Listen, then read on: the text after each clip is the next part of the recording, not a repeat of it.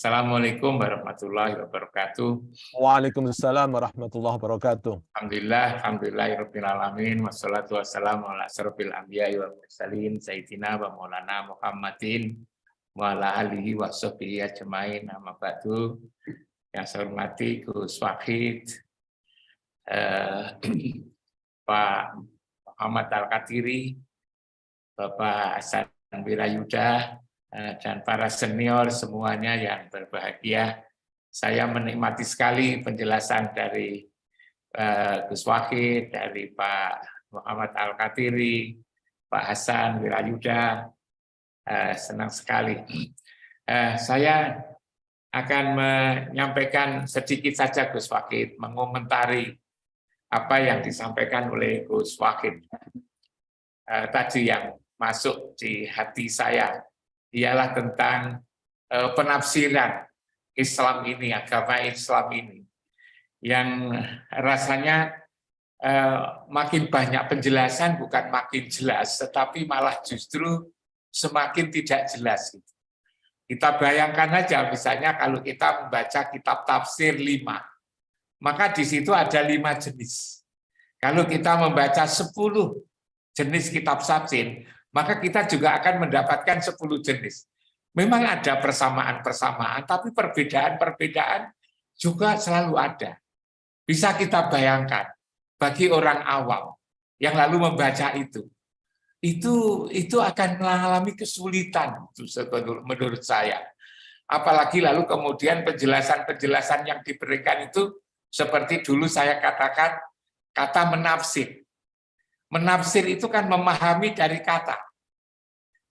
Kalimat-kalimat ayat-ayat itulah yang ditafsirkan. Dari pendekatan bahasa maupun juga mungkin dari pendekatan nutika atau mungkin juga pendekatan riwayatnya. Keriwayatannya itu yang di asbabun nuzul. Tapi seringkali itu juga kurang jelas.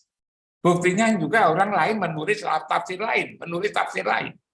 Sehingga saya gambarkan menafsir itu adalah berkata atas kata. Berkata atas kata, akhirnya lalu banyak berkata. Banyak berkata, kaya kata, tapi belum tentu tahu benda yang dikata. Belum tentu tahu benda yang dikata. Sudah ngomong banyak itu apa yang diomongkan. Itu seringkali seperti itu. Nah, saya dalam diskusi yang lalu, Gus Wahid, saya menawarkan, jangan hanya berkata atas kata, tapi berkata atas benda. Bahwa kata itu ada sebetulnya karena ada benda. Benda itu lalu dikasih nama. Karena itu tidak semua benda punya nama. Karena belum dikasih nama. Tapi kalau kata, mesti ada bendanya. Nah, kitab suci itu kan sebetulnya kumpulan dari kata-kata. Berarti sebetulnya ada benda yang dikata. Sayangnya, kata-kata kalimat itu ditafsirkan. Lalu kemudian tidak tahu benda yang ditafsirkan itu. Barang yang dijelaskan, barang yang diterangkan itu. Akhirnya terjadi diskusi terus. Kalau seperti misalnya kita itu punya pulpen. Pulpen ini bendanya ini namanya pulpen. Ada cangkir, ada buku. Apa perlu diskusi? Karena barangnya, bendanya sudah jelas. Nah ini saya kira perlu dicari benda yang dibicarakan oleh kitab suci itu apa. Kalau saya renung-renungkan, benda yang dibicarakan oleh kitab suci itu sebetulnya tentang diri kita sendiri ini sebenarnya. Diri kita, Rasul, Allah, itu yang dijelaskan oleh Al-Quran itu. Maka seharusnya ketika kita membaca Al-Quran sampai tamat, itu lalu kemudian tahu siapa diri kita, siapa Rasul, siapa Allah, siapa lalu kemudian makhluk-makhluk yang lain itu, sehingga lalu kemudian ketika kita tahu tentang diri, kita akan menjadi bagus. Nah, di sini rasa-rasanya. Jangankan orang Swedia, jangankan orang Barat, jangan-jangan kita sendiri juga salah paham tentang Islam ini. Memahami diri sendiri kadang-kadang juga tidak kena Gus Wakid. Nah inilah perlunya Gus Wakid mengatakan harus ada pembaruan kita secara terbuka, secara berani, secara bebas menelusuri apa sebetulnya yang dibicarakan oleh Al-Quran ini. Jangan-jangan itu gagal. Saya pernah Gus Wakid, mahasiswa saya yang sudah S3, padahal di perguruan tinggi Islam. Dia sumpek katanya. Hanya memaknai bismillah. Lalu kenapa Anda sumpek, tak bilang? Saya ini Pak, sejak madrasah dulu. Dianjurkan agar kalau ingin mengerjakan apa saja, harus dimulai dengan bismillah. Apa saja yang dimulai bismillah, katanya sukses. Dan saya seumur-umur ini sudah melakukan apa saja saya mulai dengan bismillah. Tapi saya kok tidak berhasil-berhasil. Bahkan ada orang yang tidak kenal agama, tentu kalau tidak kenal agama, tidak baca bismillah. Tapi kok kaya, tapi kok pinter, tapi kok mendapatkan fasilitas kehidupan ini. Ini yang benar itu mana? Dia bilang begitu. Nah, saya lalu kemudian nanyakan, jangan-jangan Anda membaca bismillah itu kurang tepat. Masa Pak saya membaca bismillah itu tidak tepat? Coba bacaan bismillah Pak.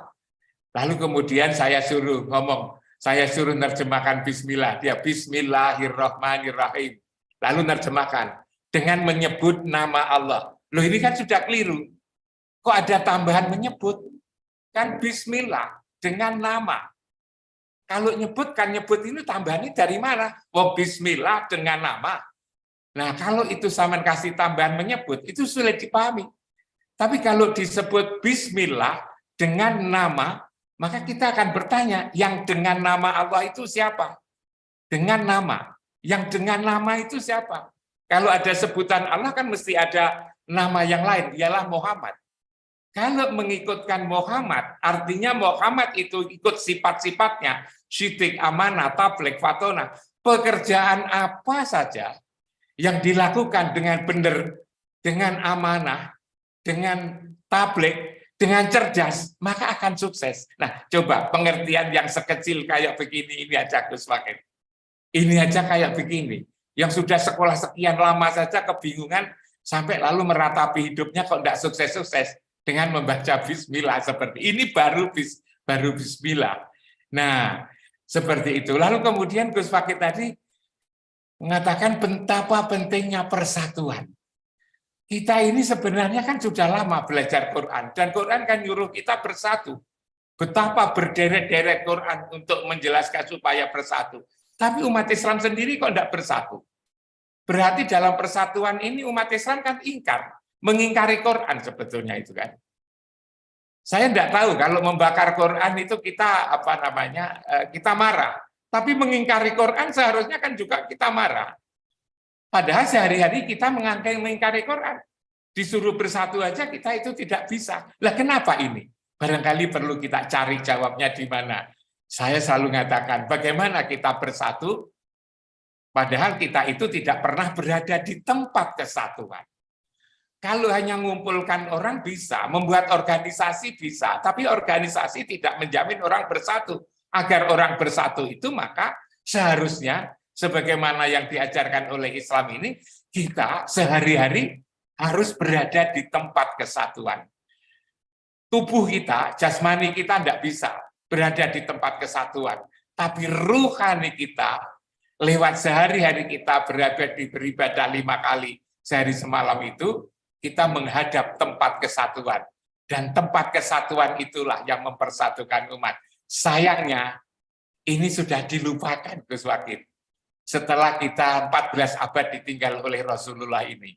Karena itu saya sekali lagi setuju sekali apa yang dikatakan oleh Gus Wakid, kita harus ada keberanian, keterbukaan untuk memahami agama ini sedalam-dalamnya, tanpa menyalahkan yang lalu, tanpa menyalahkan orang lain.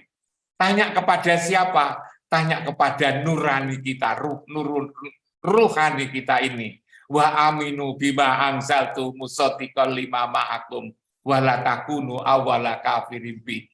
Imannya, percayalah kepada apa yang telah kami turunkan di dalam dada ini. Ruhani namanya. Itu Gus Wakid Mudah-mudahan biasa. bisa dijadikan bahan pertimbangan, bahan renungan, siapa tahu ada gunanya. Assalamualaikum warahmatullahi wabarakatuh. Waalaikumsalam warahmatullahi wabarakatuh.